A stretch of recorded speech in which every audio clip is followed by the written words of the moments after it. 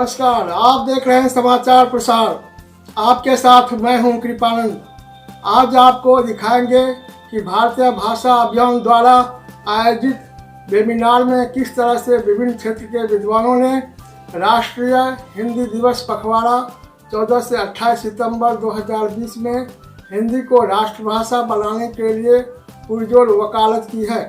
भारतीय भाषा अभियान का गठन ही इस उद्देश्य से हुआ था कि न्यायालयों में जनता को जनता की भाषा में न्याय मिले। ऐसा कैसे हो सकता है कि हिंदी पखवाड़ा दिवस पर भारतीय भाषा अभियान अपने उद्देश्यों को भूल जाए। इस पुनीत अवसर पर चर्चा का एक विषय और जोड़ दिया गया था और वह था मातृभाषा बने न्यायालयों में पक्षकारों की भाषा। वास्तव में राष्ट्रभाषा ही किसी देश को हर क्षेत्र में उन्नति का मार्ग दिखाता है। हिंदी एक ऐसी भाषा है जो भारत में सबसे ज़्यादा बोली जाती है, सबसे ज़्यादा समझी जाती है, सबसे ज़्यादा पढ़ी जाती है और सबसे ज़्यादा लिखी जाती है। इसके बावजूद संविधान में राष्ट्रभाषा का दर्जा नहीं मिला है। ये बहुत ही दुखद बात है। जहाँ तक न्यायालय की बात है, वहाँ भी जिला न्यायालय को छोड़कर उच्च न्यायालय और सुप्रीम कोर्ट में हिंदी या भारतीय भाषाओं में फैसले नहीं दिए जाते। यहाँ याचिका दायर करने से लेकर बहस तक अंग्रेजी भाषा में ही होती है। केवल उत्तर प्रदेश, मध्य प्रदेश, राजस्थान और बिहार के उच्च न्यायालयों में हिंदी का प्रयोग होता है। हिंदी राष्ट्रभाषा नहीं बल्कि राजभाषा बनकर रह गई है। आज़ादी के इतने वर्ष गुजरने के बाद भी हम हिंदी को उनका उचित स्थान नहीं दिला पाए। इस खबर को विस्तार से दिखाने से पहले हम अपने दर्शकों से आग्रह करना चाहते हैं कि वे समाचार प्रसार चैनल को सब्सक्राइब और लाइक करें। सब्सक्राइब करते वक्त बेल आइकन को दबाना ना भूलें। बेल आइकन को दबाने से हमारे न्यूज़ का नोटिफिकेशन मिल जाएगा। हमारा प्रयास है कि आपके लिए हर वक्त बेहतर से बेहतर न्यूज़ एक नए अंदाज में लेकर आए। चलिए अब शुरुआत करते हैं भारतीय भाषा अभियान द्वारा राष्ट्रीय हिंदी दिवस पखवाड़ा समारोह मनाए जाने की खबर से। भारतीय भाषा अभियान ने विगत 14 सितंबर से लेकर 28 सितंबर 2020 तक राष्ट्रीय हिंदी दिवस पखवाड़ा समारोह मनाने के साथ मातृभाषा बने न्यायालयों में पक्षकारों की भाषा पर वेबिनार श्रृंखला का आयोजन किया। 14 सितंबर को हिंदी पखवाड़ा समारोह के उद्घाटन सायं 5 से 6 बजे तक वेबिनार के माध्यम से किया गया, जिसके विशिष्ट अतिथि श्री वृषभ प्रसाद जैन, निदेशक भाषा, केंद्र महात्मा गांधी विश्वविद्यालय वर्धा एवं डॉक्टर विवेकानंद उपाध्याय, सहायक आचार्य हिंदी, महिला महाविद्यालय काशी हिंदू विश्वविद्यालय वाराणसी रहे। श्री कामेश्वर नाथ मिश्र अधिवक्ता, सर्वोच्च न्यायालय और क्षेत्रीय संयोजक भारतीय भाषा अभियान ने अध्यक्षीय उद्बोधन दिया। कार्यक्रम का संयोजन अधिवक्ता श्री राघवेंद्र शुक्ल ने किया तथा सह संयोजन का दायित्व अधिवक्ता श्रीमती मनु गोस्वामी ने निभाया। और हम भारतीय भाषा अभियान की ओर से आप सभी का स्वागत करते हैं। हिंदी पखवाड़ा जो हमारा 14 से 28 सितंबर तक ये चल रहा है, आज इसका उद्घाटन समारोह है, उसमें आप सभी का स्वागत है। मैं मनु गोस्वामी जी से अनुरोध करूंगा कि आप भारत माता के चित्र पर पुष्पांजलि और अर्पित कर दीप प्रज्वलन करें ताकि विधिवत कार्यक्रम को शुरू किया जा सके।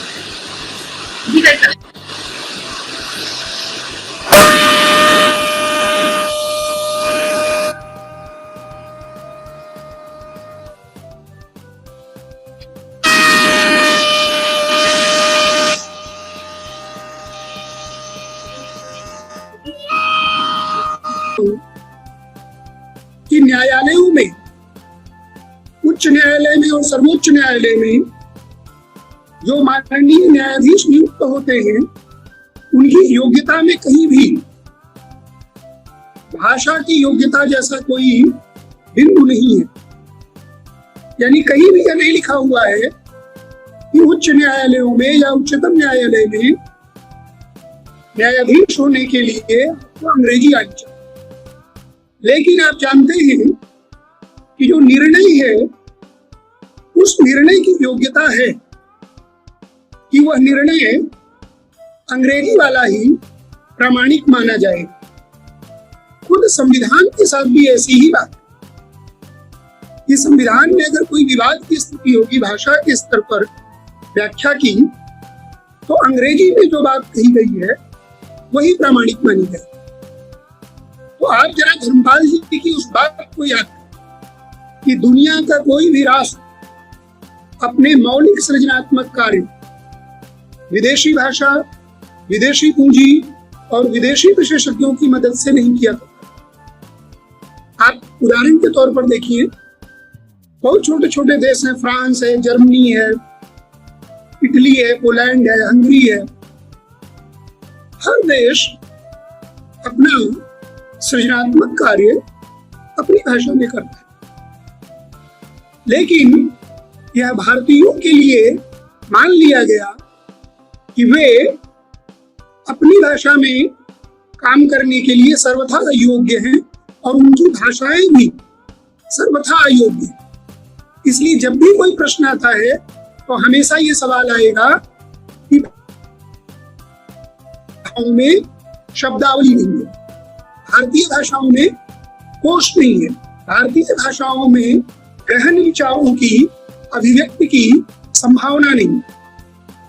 आप जरा दुनिया के इतिहास को देखें तो आप पाएंगे कि दुनिया में पारंपरिक ज्ञान के जितने अनुशासन हैं, भाषा विज्ञान हो, आयु विज्ञान हो, नाट्य शास्त्र हो, साहित्य शास्त्र हो, रसायन कर्म हो, राजनीति शास्त्र हो, यहाँ तक कि काम शास्त्र, सबके बुनियादी प्राथमिक स्रोत और संदर्भ ग्रंथ भारत में लिखे गए। को न्याय दिलाने के लिए खड़े हों बिना किसी प्रयोजन के इस अभियान को आगे ले चल रहे हैं।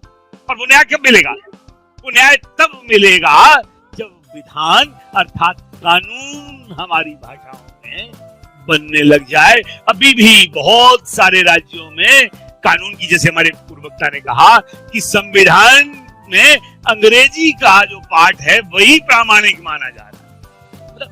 बताइए, ये हम संविधान का आधिकारिक पाठ भी नहीं दे पाए। कितनी बुरी बात है। हम किसी पाठ को तो आधिकारिक पाठ घोषित करते हैं संविधान। अगर हम आजाद, जब हम संघ की राजभाषा हिंदी कह रहे हैं और न्यायालय को आजाद देखना चाहते हैं, अब हमारा स्वर होना चाहिए कि हमें संविधान भी, उसी संविधान को हम आधिकारिक संविधान मानेंगे जो संघ की राजभाषा हिंदी का संविधान होगा। तो अब यह आवाज भी हमें बुलंद करनी पड़ेगी। हमें अपने विश्वविद्यालयों को भी अंग्रेजी की दास्ता से मुक्त करना पड़ेगा। अगर ऐसे अधिवक्ता हमने तैयार नहीं किए जो भारतीय न्याय व्यवस्था को समझते हों और जिसे न्याय मिलना है वो भी ये समझ पाए कि उसकी बात न्यायाधीश के पास तक ठीक से पहुंच पाई, उसे मृत्यु दंड तक दे दिया जाता है उच्चतम न्यायालय में, वो समझ भी नहीं पाता बेचारा कि उसकी बात ठीक से रखी गई या नहीं रखी गई। तो ये हमारी न्याय व्यवस्था कितनी स्वाधीन है ये आप सब जानते हैं। तो आप इस सब स्वाधीन न्याय व्यवस्था के पुरोधा हैं, इसलिए आप अब महनीय हैं, आदरणीय हैं, वंदनीय हैं। और बस आवश्यकता है, जैसा आपने बिशप प्रसाद जैन जी ने कहा कि थोड़ी दिक्कत जरूर होगी, लेकिन न्यायालय में हम समर्पित होकर के अपना कार्य हिंदी में करें, मातृभाषा में करें। और जब हिंदी में हम कार्य करेंगे तो उसका प्रतिफल भी सामने आएगा। जैसा कि अभी अभी हमारे बिशप प्रसाद जैन जी ने कहा, इस बात को देखते हुए सर्वोच्च न्यायालय ने भी कह दिया कि 9 भाषाओं में अनुवाद की कॉपी दी जाएगी और दी जा रही है।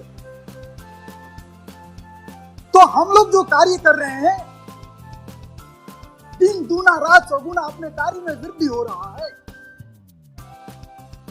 भारतीय भाषा अभियान के सिपाही कर्मठता के साथ अपने कार्य में लग जाएं। अपने मंच पर बहुत बड़े बड़े और वक्तागण आए।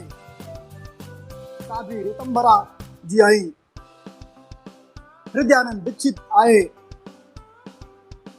देवकीनंदन ठाकुर जी आए, अनेकों मठ के अपने और वक्तागण आए। उन्होंने अपना विषय रखा, भारतीय भाषा अभियान के कार्यकर्ताओं को मार्गदर्शन किया, जिसका परिणाम हुआ कि आज यह भारतीय भाषा अभियान देशव्यापी हो चुका है। समय आ गया है। 19 सितंबर के वेबिनार में मुख्य अतिथि वक्ता श्री केसरीनाथ त्रिपाठी, वरिष्ठ अधिवक्ता सह पूर्व राज्यपाल पश्चिम बंगाल एवं विधानसभा अध्यक्ष उत्तर प्रदेश रहे तथा विशिष्ट अतिथि श्री अवनीश रंजन मिश्र, अधिवक्ता झारखंड उच्च न्यायालय रहे। कार्यक्रम का संयोजन अधिवक्ता श्री राघवेंद्र शुक्ल तथा सह संयोजन श्री नागेंद्र पांडे ने किया। छुटपुट हम लोग आपस में तो बात करते थे, लेकिन न्यायालय में लिखा पढ़ी में हिंदी का उपयोग नहीं होता था। और अंत में यह निश्चय किया गया कि हम लोग याचिकाओं में और जो अपील दाखिल करेंगे उसमें हिंदी में हस्ताक्षर करेंगे। तो सबसे पहले हिंदी का प्रयोग हस्ताक्षर के माध्यम से उच्च न्यायालय में शुरू किया जाए। मैंने इसमें अगुवाई की। न्यायमूर्ति DS माथुर के यहाँ मैंने एक याचिका दाखिल की। उसमें पेशकार ने और जज साहब ने एतराज कर दिया। उन्होंने कहा आपत्ति में अपनी कि यह तो न्यायालय की भाषा नहीं है, उच्च न्यायालय की भाषा अंग्रेजी है, इसलिए यह याचिका अमान्य है, इसको हम स्वीकृत नहीं कर सकते, इस पर सुनवाई नहीं कर सकते। मैंने कहा हस्ताक्षर की कोई भाषा नहीं होती। हस्ताक्षर तो हम जीरो बना दें, हम चिड़िया ऐसा बना दे, कोई निशान बना दे और कहे कि हस्ताक्षर है तो मेरा हस्ताक्षर हो गया। वकील को याचिका पर अपना हस्ताक्षर करना है। मैंने हस्ताक्षर एक ऐसी भाषा में किया जिसको सब लोग जानते हैं, सब लोग समझते हैं, और हम इसे कह रहे हैं कि मेरा हस्ताक्षर है तो हस्ताक्षर है। लगभग 35-40 मिनट की बहस के बाद कोर्ट ने उस याचिका की सुनवाई के लिए अपनी सहमति प्रकट की और उसमें सुनवाई हुई। कुछ दिन यह क्रम चला, लेकिन बहुत से अधिवक्ताओं ने हस्ताक्षर करना प्रारंभ नहीं किया और बाद में धीरे धीरे वो क्रम समाप्त हो गया। फिर एक और लहर चली उच्च न्यायालय में और उसमें फिर लोगों ने जो है न्यायालय से अनुमति लेकर के हिंदी का किया। तमाम फिर समय समय पर आदेश होते गए कि पहले मौखिक बहस के लिए अनुमति मिली, उसके बाद लिखित याचिकाएं, लिखित प्रार्थना पत्र भी हिंदी में हो सकते हैं। आज याद तो धीरे धीरे हिंदी का प्रयोग उच्च न्यायालय इलाहाबाद में बढ़ा और आज तो बहुत काफ़ी हिंदी का प्रयोग होने लगा है। लेकिन कुछ आवश्यकताएं हैं। आवश्यकता यह है कि देखिए हिंदी एक ऐसी भाषा है, वादकारी को ये समझ में आ जाता है कि उसके अधिवक्ता क्या बहस कर रहे हैं और न्यायमूर्ति महोदय उसके याचिका पर, उसके अपील पर क्या फैसला कर रहे हैं, उस फैसले के पीछे तर्क क्या है। तो हिंदी सरल भाषा है, हिंदी वादकारी को समझने लायक भाषा है और हिंदी के माध्यम से उसे ज्ञान हो जाएगा कि वह मुकदमा क्यों जीता या मुकदमा क्यों हारा। ये हिंदी की सर्वग्राह्यता और व्यापकता है और उसके दूसरे इन सारे तथ्यों के इतर जो अभी शाश्वत सत्य ये है कि हम न्यायालय में, जिला न्यायालय, जनपद न्यायालय, उच्च न्यायालय, सर्वोच्च न्यायालय में हिंदी में काम करने के लिए अभियान चला रहे हैं, मुहिम चला रहे हैं और उसके लिए संघर्षरत हैं और उस वस्तु के लिए, उस विषय के लिए संघर्षरत हैं जो विषय हमारा संवैधानिक अधिकार है। मैं अभी संविधान पे आता हूं, 2 शब्दों में उसकी व्याख्या कर दूंगा कि कैसे संविधान ही इस बात का अधिकार हर एक भारतीय नागरिक को देता है कि वो हिंदी में प्लीडिंग्स कर सकते हैं, हिंदी में वकालत कर सकते हैं, हिंदी में अधिवक्ता होने का कार्य कर सकते हैं। कैसे, कब और कहां, प्रोवाइडेड दैट वो अलग विषय है, हम उस पर आते हैं। हिंदी के संदर्भ में एक तथ्य यह भी है, डॉक्टर कामिल बुल्के से हम लोग वाकिफ हैं। डॉक्टर कामिल बुल्के विदेशज होते हुए हिंदी के अच्छे विद्वान हुए। उनके अनुसार संस्कृत माँ है, उन्होंने कहा है संस्कृत माँ है, हिंदी गृहिणी है और अंग्रेजी नौकरानी है। As per the verdict of doctor Kamil Bulcke. Doctor Kamil Bulcke एक विदेशज व्यक्ति के श्रीमुख से यह बात आई थी कि संस्कृत माँ है, हिंदी गृहिणी है और अंग्रेजी नौकरानी है। संविधान की बात करें तो संविधान के भाग 17 में राजभाषा शब्द है। अध्याय 1 में संघ की भाषा परिभाषित है। इसके अनुच्छेद 343 में जो प्रासंगिक तथ्य है वो हम कम समय लेते हुए मैं उसका विश्लेषण कर दूंगा। 343 के उपखंड 1 में स्पष्ट रूप से परिभाषित है कि संघ की राजभाषा हिंदी और लिपि देवनागरी होगी। इसी के उपखंड 2 में इस बात का व्याख्या है कि खंड 1 में किसी बात के होते हुए भी इस संविधान के प्रारंभ से 15 वर्ष की अवधि तक, गौर कीजिएगा, 15 वर्ष की अवधि तक संघ के उन सभी शासकीय प्रयोजनों के लिए अंग्रेजी भाषा का प्रयोग किया जाता रहेगा जिनके लिए उसका ऐसे प्रारंभ से ठीक पहले प्रयोग किया जाता रहा था।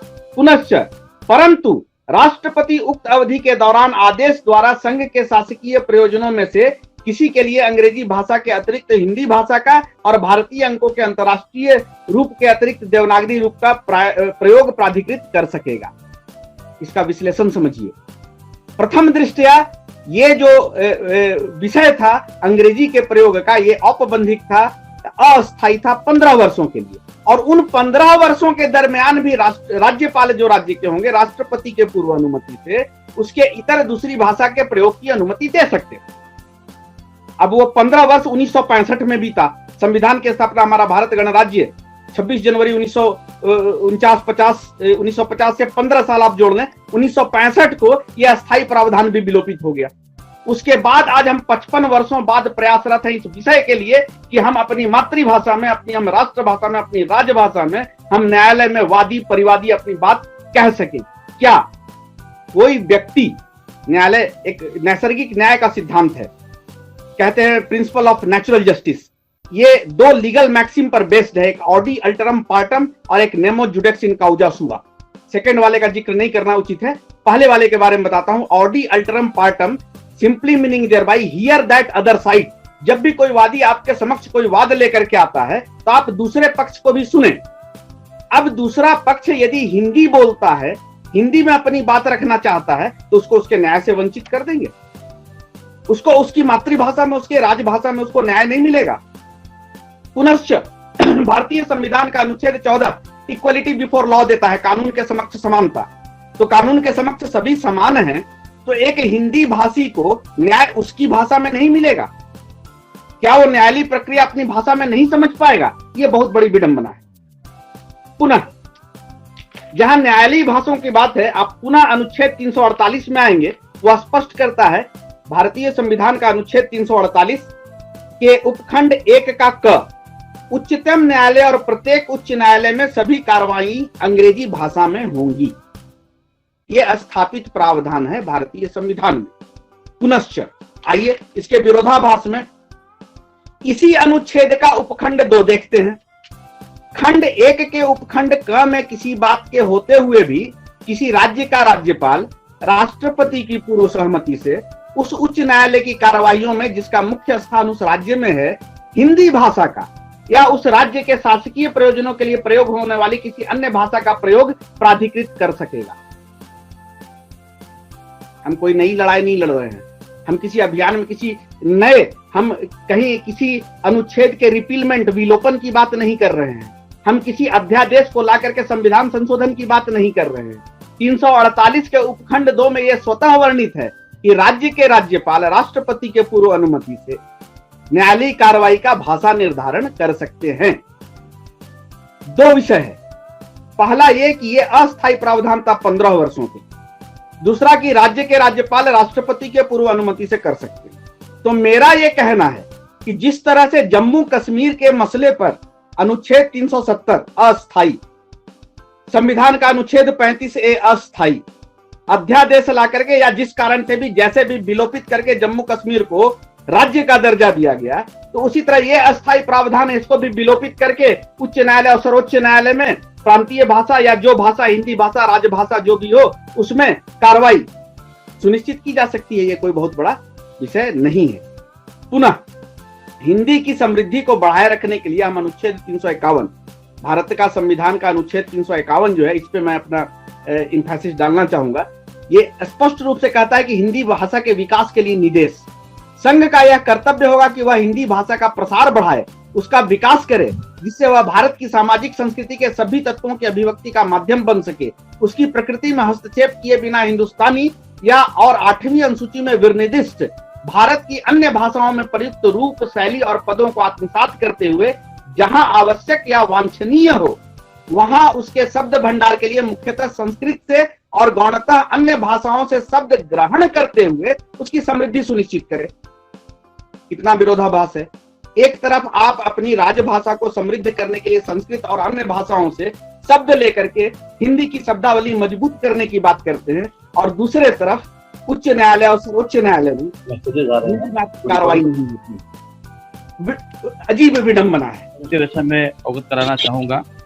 भारतीय भाषा अभियान वैसे तो 2015 से अच्छी तरह से कार्य कर रहा है, और इस समय भारतीय भाषा अभियान के पूरे भारतवर्ष में लगभग सभी राज्यों में इकाइयों का गठन हो चुका है। उत्तर प्रदेश में मुझे 2018 नवंबर में दायित्व मिला था। उसके बाद से 76 में से लगभग 62 जनपदों में हमारी इकाइयों का गठन हो गया है। दोनों उच्च न्यायालय में हमारी इकाइयों का गठन हुआ है, और साथ साथ जितने न्यायिक अधिकरण है वहाँ पे न्यायिक हमारी इकाइयों का गठन हुआ है। बहुत सारे जनपदों में जो तहसील इकाइयाँ हैं वहाँ पर भी हमारी इकाइयों का गठन हुआ है। मुख्य रूप से हमारे कार्यकारिणी सदस्यों की संख्या 11 रहती है हर इकाई में।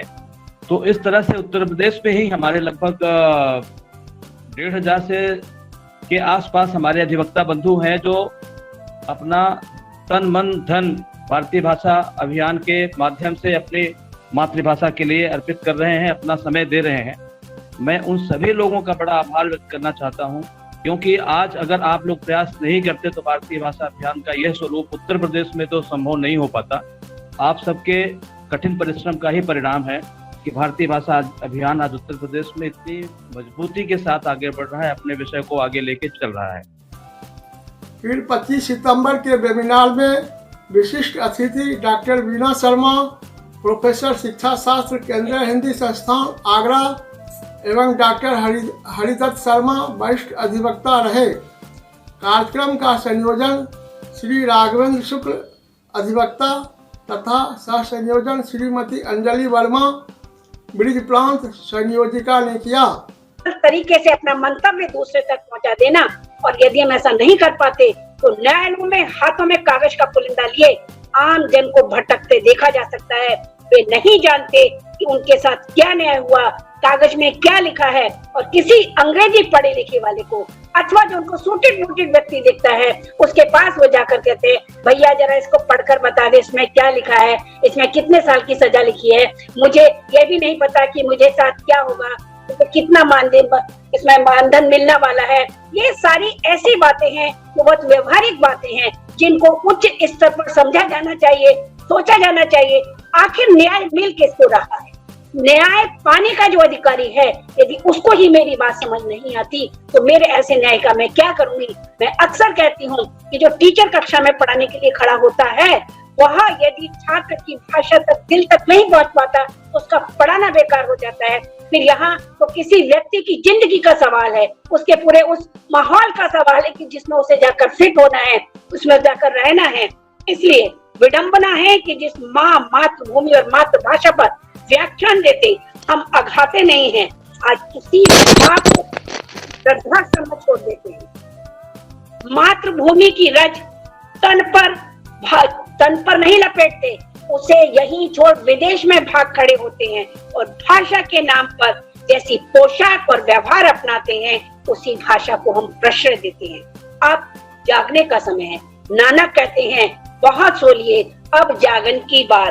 बहुत सोलिए, मन की मन में रख ली, अब जागन की बार है।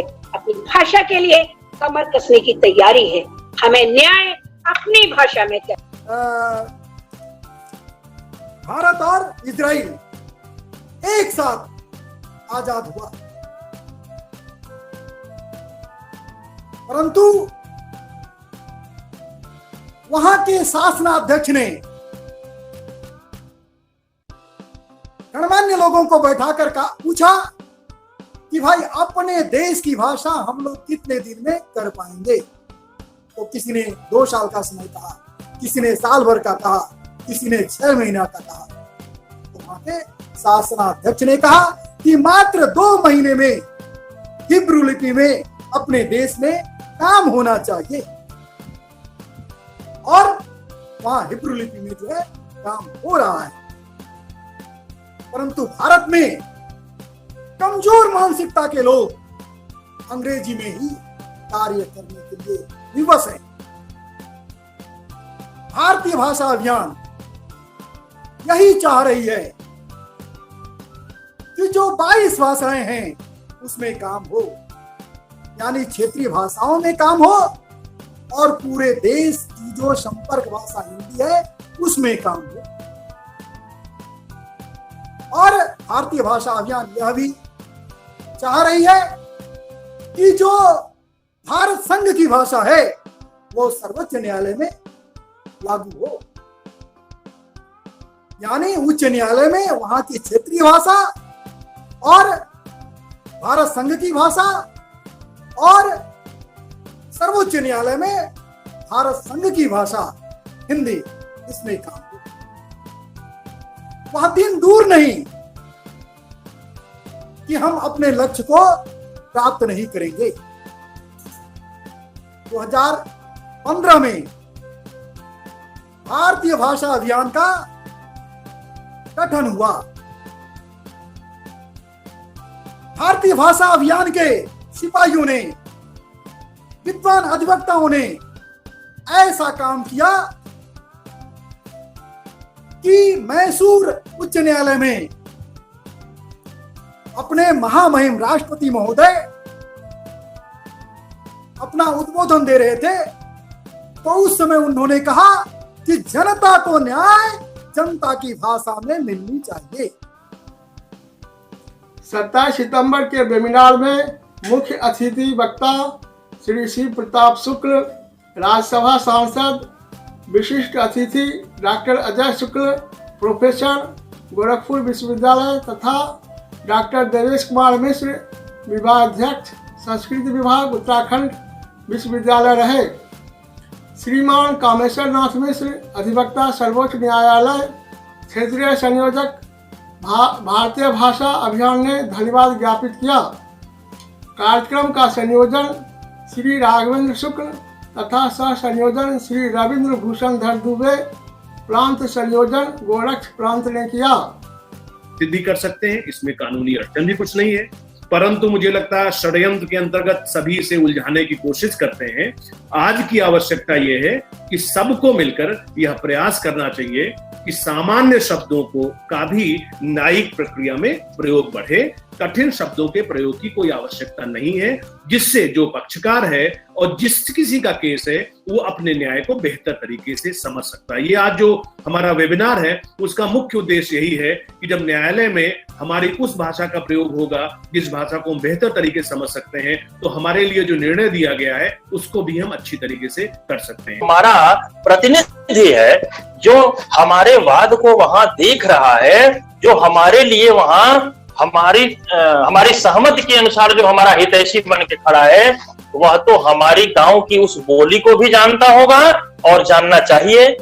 उसे दिए गए निर्णय को पहले समझाना चाहिए।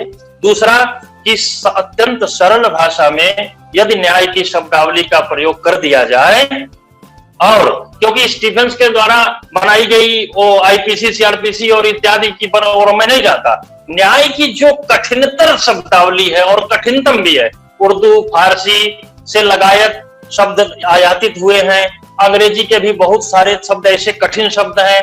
दूसरा हिंदी में भी जैसे उत्कीर्णन, प्रकीर्णन, तदरित, उतरित, और ये सब जो बहुत कठिन शब्द हैं, इनको सरलीकृत करके आम तरीके से जब प्रयुक्त किया जाएगा तो भारत के सभी राज्यों में चौतरफा यह समस्या धीरे धीरे कम हो जाएगी और लोगों को समझ में आने लगेगा। और उस निर्णय को लेकर के जब बादकारी वहां पहुंचता है और वो देता है, जब उसकी कॉपी की जाती है, वो मान लीजिए कोई लोअर कोर्ट से होते हुए चला आ रहा हो, हाई कोर्ट में तो खैर वो उसका अंग्रेजी में हो ही गया, बाद में चल करके फिर हुआ, लेकिन उसके समझ में क्या आता है? उसके समझ में एक बात आती है कि हमने अपने वकील को फीस दिया और हमारे वकील ने कोर्ट ने क्या फैसला दिया वह उसको पढ़ करके बताया। जब वो बताया तो वह अंग्रेजी में नहीं बताता है, बल्कि वह हिंदी में बताने का प्रयत्न करता है।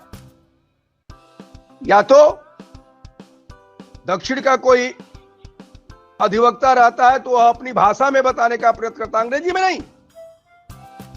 फिर अंग्रेजी का मतलब क्या रह गया? जब न्याय की भाषा को पूरी तौर पर जन सामान्य की भाषा में अगर न किया जाए तो मैं समझता हूं कि इस पर फैसला हो जाएगा जरूर, निर्णय हो जाएगा जरूर, लेकिन उसके समझ में नहीं आएगा जिसने आज भी, हमें कहने में कोई आपत्ति नहीं है कि हम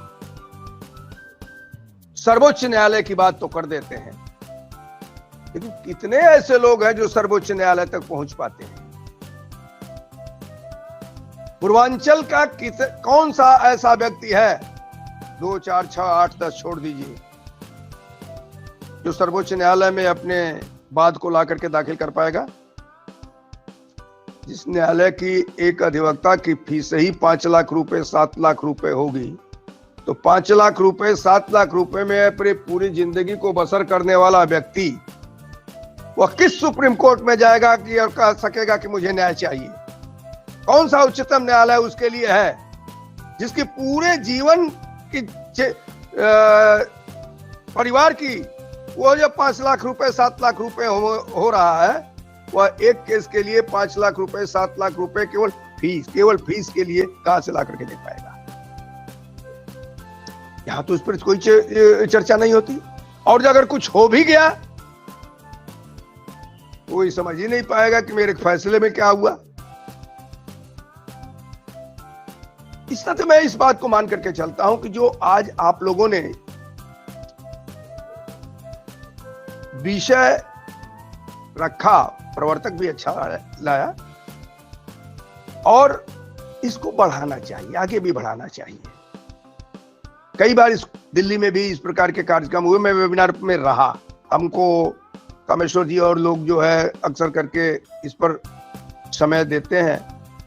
मैं प्रयत्न करता हूं कि उससे ये करूं, क्योंकि अब तो मुझे लग रहा है कि शुरू में ये लगा कि बच्चों को ऑनलाइन पढ़ाई कैसे हो पाएगी, लेकिन अब तो ये देखने से लग रहा है कि नहीं, बच्चे ऑनलाइन भी पढ़ना खूब अच्छी तरह से शुरू कर दिए हैं धीरे धीरे। हम उनके अभिभावक होने के बाद हम उनसे पीछे हैं, वो हमसे एक कदम नहीं कई कदम आगे हैं,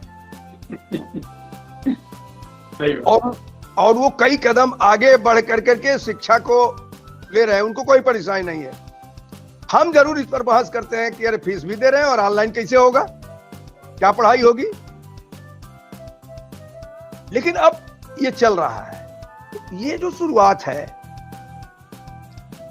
मैं ये नहीं कह रहा हूं कि आज ही हो जाएगा, लेकिन अगर एक पत्थर को रस्सी घिस करके उसमें तार बना सकती है और ये बता सकती है कि नहीं मैं इधर से गई हूं, तो आपका यह परिश्रम भी निश्चित रूप से एक दिन इसको सामान्य भाषा में, लोगों की भाषा में ये न्याय यह आने के लिए मजबूर हो जाएगा। बढ़ने की जरूरत है, क्योंकि है क्या कि कौन कहता है आसमान में सुराख नहीं होता? एक बार तबीयत से पत्थर तो उछालो यारो। एक बार तबीयत से पत्थर उछालने के होते थे, मतलब रसरी आवत जात से सिल पर पड़त निशान, तो इसको करने की जरूरत है। यही बंद होने की जरूरत नहीं है। हिंदी के सप्ताह में, पखवाड़े में करने की जरूरत नहीं है। जब भी हो निश्चित रूप से चोट करने की जरूरत है, चोट करने की जरूरत है। आप देखिए ना, हथौड़े से चोट करने वाला पत्थर को तोड़ता है, लेकिन धीरे धीरे बहुत छोटे छोटे उसे चोट करके और सोने के कितने अच्छे गहने को बना देता है, जो लोग धारण करते हैं। मुझे लगता है कि आपका जो चोट होगा, यही फल लाने के लिए लोगों को जो आप प्रेरणा देंगे, उससे प्रेरित होंगे और प्रेरित होकर के करेंगे। अब मैं सच बता रहा हूं आपसे कि चर्चाएं सुप्रीम कोर्ट तक ही चल चुकी है। 28 सितंबर को हिंदी पखवाड़ा समापन समारोह का आयोजन किया गया, जिसमें मुख्य अतिथि श्री राकेश तिवारी, पूर्व कार्यकारी न्यायाधीश कोलकाता उच्च न्यायालय, विशिष्ट अतिथि श्री मुकेश नंदन, क्षेत्रीय मंत्री विद्या भारती, बिहार एवं उत्तर प्रदेश, श्री राजेंद्र कृष्ण, अध्यक्ष झारखंड बार काउंसिल रहे। कार्यक्रम की अध्यक्षता श्री कामेश्वर नाथ मिश्र ने किया। समापन समारोह का कार्यक्रम संयोजन अधिवक्ता श्री जितेंद्र त्रिपाठी, सह संयोजन महंत विजयानंद दास, विषय प्रस्तावना अधिवक्ता अविनेश रंजन मिश्र, उच्च न्यायालय तथा संचालन श्री राघवेंद्र शुक्ल, अधिवक्ता सर्वोच्च न्यायालय ने किया। यहाँ बता दें कि वेबिनार श्रृंखला का टेक्निकल संचालन अधिवक्ता श्रीमती मनु गोस्वामी ने किया। ट्रांसलेशन ऑफिशियल रहना चाहिए। आपको याद होगा हमारे यहाँ साथ के बहुत वकील महोदय और प्रोफेसर्स बैठे हुए हैं। पहले जब इंग्लिश की एक्ट्स छपा करते थे, तो उसमें क्या होता था, एक तरफ इंग्लिश और एक तरफ हिंदी, उसका रूपांतर होता था। तो आपको पता होता था अंग्रेजी के इस शब्द का हिंदी रूपांतरण क्या है। हम लोग भी ऐसा कर सकते हैं कि भाई अगर FIR मराठी में लिखी है, FIR गुजराती में, FIR बंगला में है, हमने बंगाल में किया तो हमें बड़ी परेशानी होती थी, तो हम बंगाली नहीं जानते थे। ऑल ओवर इंडिया ट्रांसफर होता था, ट्रांसफर हो गया, तो हम क्या करें, कैसे पक्षकार की भाषा हम बंगाली में लिखाएं। तो हम ये करते थे कि भाई इसका ट्रांसलेशन कराओ। फिर ट्रांसलेशन में एक वकील साहब बताते थे, दूसरे वकील बताते थे, हम दोनों से पूछते थे भाई ट्रांसलेशन सही है कि नहीं है। फिर अपने बगल में जो हमारा जज बैठता था, साथी जज, उससे कहते थे भाई बंगाली वाला हिसाब जब तो हमें समझा दो। तो लेकिन उस जजमेंट को हम कोट नहीं करते, क्योंकि नॉर्मली जजमेंट्स को हम लोग अपने जजमेंट में कोट नहीं करते, एक आध लाइन कहीं कोट कर दी जाती किसी जजमेंट की। तो ये बड़ी परेशानियां होती हैं, और ये ऐसी प्रैक्टिकल परेशानी है कि इससे आप ऐसे निजात पा नहीं सकते। आपको बिल्कुल ग्रास रूट यानी जड़ में बिल्कुल हिट करना पड़ेगा, उस जड़ से आपको उसको संशोधित करना पड़ेगा। तो ये जो कुछ हमने परेशानियां पाई अपने जीवन काल में, हमने जैसे कभी होता है किसी वकील साहब के पास दिल्ली वो पंजाब का केस आ जाता है, तो ज्यूरिसडिक्शन की बात, साहब ज्यूरिसडिक्शन तो यूपी में हुआ था, ये ज्यूरिसडिक्शन जो है कहीं और मध्य प्रदेश में हुआ था, ये ज्यूरिसडिक्शन इसका वहां है, ये पंजाब का ज्यूरिसडिक्शन नहीं है। वहां भी यही परेशानी आती है कि सारे कागज तो आपके उस क्षेत्र के भाषा के, उस राज्य की भाषा में है, तो कैसे होगा। तो उसको करने के लिए एक ऐसा होना चाहिए, जो मेरे विचार से एक ऐसा सूत्र होना चाहिए जो सारी भाषाओं को के साथ साथ वो सूत्र चले, जो है ना भिन्न भिन्न रंग के फूल हैं, भिन्न भिन्न डाल के, तो वैसे ही है, लेकिन धागा एक ही पिरोना चाहिए उसमें। तो इसको हिंदी को आधिकारिक भाषा आप तभी कर सकते हैं हिंदी में, जो लोग ऐसे पढ़ेंगे भी, निकलेंगे भी। क्योंकि जरूरी नहीं कि न्यायालय की ही बात हो, हम तो एक बड़ी जनरल सी बात कह रहे हैं, लेकिन हमारे न्यायालय में बहुत प्रैक्टिकल प्रॉब्लम्स हो जाएंगी। तो इसको जो है हम हमारे विचार से तो भाई आपको कम से कम 25 साल लगेंगे, जबकि आप बहुत मनोयोग से बिल्कुल अनुशासित तरीके से इसको करेंगे, तो इसमें तब भी 25-30 साल लगेंगे। तब आपको इसके परिणाम दिखने शुरू होंगे और तब आपको अपनी हिंदी पे गर्व होगा। देखिए, अटल जी ने यूएन में हिंदी में की थी, कितनी तारीफ हुई थी, लेकिन समझने वाले कितने थे यहाँ यूएन में? उनको इंग्लिश में ट्रांसलेशन करके सुनाया जा रहा था। आज भी हम देखते हैं किताबों में लिखा होता है कि साहब ये इंग्लिश ट्रांसलेशन, ये हिंदी ट्रांसलेशन है अंग्रेजी भाषा का, और ऑथेंटिसिटी के लिए, उसको प्रमाणित करने के लिए आप हिंदी का वो पढ़िए ओरिजिनल। हम ये क्यों नहीं कह सकते हैं ये हिंदी में एक्ट है, इसको क्या कहा गया है एक्ट में, उसको करने के लिए आप अंग्रेजी को मत रेफर करिए, आप हिंदी को रेफर करिए। अगर आप अंग्रेजी पढ़ो तो हिंदी में रेफर करिए, उसको प्रमाणिक हम मानेंगे, हम अंग्रेजी को प्रमाणिक नहीं मानेंगे। ये सब करना चाहिए। हिंदी पखवाड़ा मनाते हुए इन सभी कार्यक्रम में विशिष्ट वक्ताओं ने अपना उद्बोधन दिया तथा देश के उच्च न्यायालय और सर्वोच्च न्यायालय में मातृभाषा में कार्य करने पर बल दिया। माँ, मातृभूमि और मातृभाषा का कोई विकल्प नहीं, इस उद्देश्य के साथ सभी कटिबद्ध हुए और जनता को न्याय जनता की भाषा में दिलाने का संकल्प लिया। हमें उम्मीद है कि ये न्यूज़ आपको ज़रूर पसंद आया होगा। लेटेस्ट खबरों के लिए यूं ही देखते रहिए समाचार प्रसार। हर ताज़ा खबर से अपडेट रहने के लिए आप समाचार प्रसार को अभी सब्सक्राइब करें, बेल आइकन को ज़रूर दबाएं ताकि आपको हमारे न्यूज़ का नोटिफिकेशन मिलता रहे। अपने दोस्तों को ज़रूर शेयर करें। अब हम आपसे विदा लेते हैं, फिर मिलते हैं एक नई खबर के साथ। तब तक आप अपना ख्याल रखें, खुश रहें और हमारी चैनल से जुड़ी रहें। धन्यवाद।